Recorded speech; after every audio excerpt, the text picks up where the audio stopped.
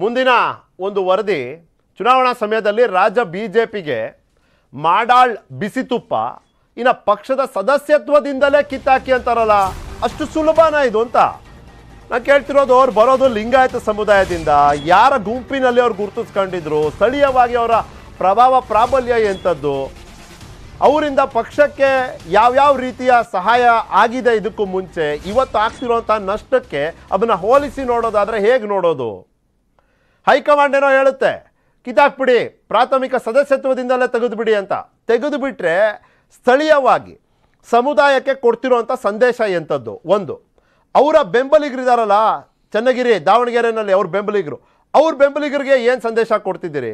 ಸಾರ್ವತ್ರಿಕ ರೂಪದಲ್ಲಿ ನೋಡೋದಾದರೆ ಕಾರ್ಯಕರ್ತರಿಗೆ ಏನು ಸಂದೇಶ ಹೋಗುತ್ತೆ? ನೀವು ಕಷ್ಟದಲ್ಲಿ ಸಿಕ್ಕಾಕೊಂಡ್ರೆ ನಿಮ್ಮ ಹಿಂದೆ ಪಕ್ಷ ನಿಲ್ಲೋದಿಲ್ಲ ಅಂತ. ಐ ಆಮ್ ವೆರಿ ಸಾರಿ, ಇದು ಕಷ್ಟ ಅಲ್ಲ. ಇದು ಈ ಪ್ರಕರಣ ಕಷ್ಟವಾಗಿ ಅಥವಾ ಒಂದು ಸವಾಲಾಗಿ ನೋಡಿದ್ರೆ ಅದು ನಮ್ಮ ತಪ್ಪಾಗ್ತದೆ. ಇದು ಭ್ರಷ್ಟಾಚಾರದ ಪ್ರಕರಣ, ಲೋಕಾಯುಕ್ತ ಕಾರ್ಯಾಚರಣೆಯ ಪ್ರಕರಣ. ಅಂಥ ಪ್ರಕರಣದಲ್ಲಿ ನಾ ಖಾವುಂಗ ನಾ ಖಾನೆ ದೂಂಗ ಅನ್ನೋರು ಪಕ್ಷದಲ್ಲೇ ಒಬ್ಬರು ಆರೋಪಿ ಆಗಿಬಿಡ್ತಾರೆ ಅಂದರೆ ಇದನ್ನು ಪಕ್ಷ ಹೇಗೆ ನಿಭಾಯಿಸಬೇಕು? ಇನ್ನು ಕೆಲವೇ ದಿನಗಳಲ್ಲಿ ಪ್ರಧಾನಿ ನರೇಂದ್ರ ಮೋದಿ ಅವರು ಬರೋರಿದ್ದಾರೆ. ದಶಪಥದ ಲೋಕಾರ್ಪಣೆ ಆಗುತ್ತೆ, ಬೆಂಗಳೂರು ಮೈಸೂರು ಎಕ್ಸ್ಪ್ರೆಸ್ ವೇ. ಆ ಸಂದರ್ಭದಲ್ಲಿ ಅಲ್ಲಿವರೆಗೂ ಇದು ಹಿಂಗೆ ಎಳಿತಾನೆ ಹೋದರೆ ಮುಂದೆ ಇದು ರಾಜ್ಯ ಸರ್ಕಾರದ ಮೇಲೆ, ರಾಷ್ಟ್ರೀಯ ನಾಯಕತ್ವದ ಮೇಲೆ ಯಾವ ರೀತಿಯ ಪ್ರಭಾವ ಬೀರುತ್ತೆ ಅನ್ನೋದು ಒಂದು, ಅವ್ರ ಮುಂದೆ ಎಂತೆಂಥ ಪ್ರಶ್ನೆಯನ್ನು ತಂದಿಡುತ್ತೆ ಅನ್ನೋದು ಇನ್ನೊಂದು. ಮದು ವೆರಿ ಕ್ವಿಕ್ಲಿ ಅಷ್ಟು ಈಸಿನಾ ಕಿತ್ತಾಕ್ಬಿಡೋದು? ಪ್ರಾಥಮಿಕ ಸದಸ್ಯದಿಂದ ತೆಗೆದಾಕ್ಬಿಡಿ ಅಂತಾರೆ. ಈಗ ತೆಗ್ದಾಕದ ಮಾತ್ರಕ್ಕೆ ಅದು ಆಪಾದನೆ ಆರೋಪಗಳಿಗೆ ಅವಕಾಶ ಇಲ್ಲ ಅಂತಲ್ಲ. ಈಗ ನೋಡಿ, ಕೇಜ್ರಿವಾಲ್ ಕೂಡ ಇಬ್ರು ಏನು ಸಚಿವರು ರಾಜೀನಾಮೆ ತಗೊಂಡಿದ್ದಾರೆ. ಹಾಗಂತ ಬಿಜೆಪಿ ಇವತ್ತು ಡೆಲ್ಲಿ ಹೆಡ್ ಕ್ವಾರ್ಟರ್ ಅಲ್ಲಿ ಪ್ರೆಸ್ ಮೀಟ್ ಗಳನ್ನ ಮಾಡೋದು ನಿಲ್ಸಿಲ್ಲ. So it is same year also. ಏನಂದ್ರೆ ಈಗ ಕೇಜ್ರಿವಾಲ್ ಕೂಡ ಬಂದು ಅದನ್ನೇ ಹೇಳ್ತಾರೆ, ನೀವು ನಮ್ಗೆ 10,000 ಸಿಕ್ಕಿದ್ದಕ್ಕೆ ಇಷ್ಟೆಲ್ಲ ಹಂಗಾಮ ಮಾಡಿದ್ರಿ, ನಿಮ್ಮ ಶಾಸಕರ ಮನೆಯಲ್ಲಿ, ನಿಮ್ಮ ಶಾಸಕರ ಮಗನ ಮನೆಯಲ್ಲಿ 8 ಕೋಟಿ ಸಿಕ್ಕಿದೆ. ಸೊ ಡಬಲ್ ಎಂಜಿನ್ ಅಂತ ಹೇಳ್ತೀರಾ, ಡಬಲ್ ಭ್ರಷ್ಟಾಚಾರ ನಿಮ್ದು, ಡಬಲ್ ಭ್ರಷ್ಟಾಚಾರ ಕೂಡ ಡಬಲ್ ಆಗಿದೆ ಅಂತ.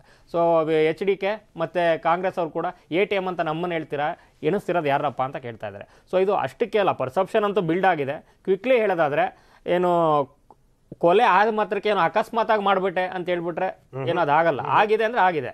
ಸೊ ಅದು ಭ್ರಷ್ಟಾಚಾರ ಯಾವ ಒಂದು ವಿಷಯವನ್ನ ಪ್ರಚಾರ ವಸ್ತುವನ್ನಾಗಿ ಮಾಡಿತ್ತು ಬಿಜೆಪಿ, ಆ ಒಂದು ರಾಷ್ಟ್ರೀಯ ನಾಯಕರಿಗೆ, ಆ ಒಂದು ಪಕ್ಷಕ್ಕೆ ಇವತ್ತು ಕರ್ನಾಟಕದಲ್ಲಿ ಅತಿ ದೊಡ್ಡ ಅವಮಾನ, ಮುಜುಗರ ಅಂತೂ ಆಗಿದೆ. ವೆರಿ ಕ್ವಿಕ್ಲಿ ಇವರು ಎಷ್ಟು ದಿನ ಎಳಿತಾರೆ ಅಷ್ಟೇ ಡ್ಯಾಮೇಜ್ ಇದೆ. ಪ್ಲೀಸ್ ಆಕ್ಚುಲಿ ಬಿಟ್ಟಷ್ಟು ಕೂಡ ಕಾಂಗ್ರೆಸ್ಗೆ ಅಡ್ವಾಂಟೇಜ್ ಆಗ್ತಾ ಹೋಗುತ್ತೆ. ಉಚ್ಚಾಟನೆ ಮಾಡಲಿ ಅಥವಾ ಅಮಾನತು ಮಾಡದೆ ಹೋಗ್ಲಿ, ಇದೇನೋ ಬ್ರಹ್ಮಾಸ್ತ್ರ ಆಗುತ್ತೆ ಕಾಂಗ್ರೆಸ್ ಅಥವಾ JDSಗೆ.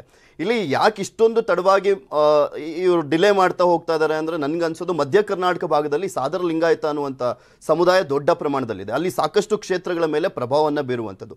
ಅಕಸ್ಮಾತ್ ಟಚ್ ಮಾಡಿದ್ರೆ ಎಲ್ಲೋ ಒಂದು ಕಡೆ ಸ್ವಲ್ಪ ಮಟ್ಟಿಗಾದರೂ ಎಫೆಕ್ಟಿವ್ ಆಗಿಬಿಟ್ರೆ ಅಲ್ಲಿ ಹೆಚ್ಚು ಕಮ್ಮಿ ಗೆಲ್ಲುವಂಥ ಎಲ್ಲ ಕ್ಷೇತ್ರಗಳು 5,000 to 10,000 ಮತಗಳ ಅಂತರದಲ್ಲೇ.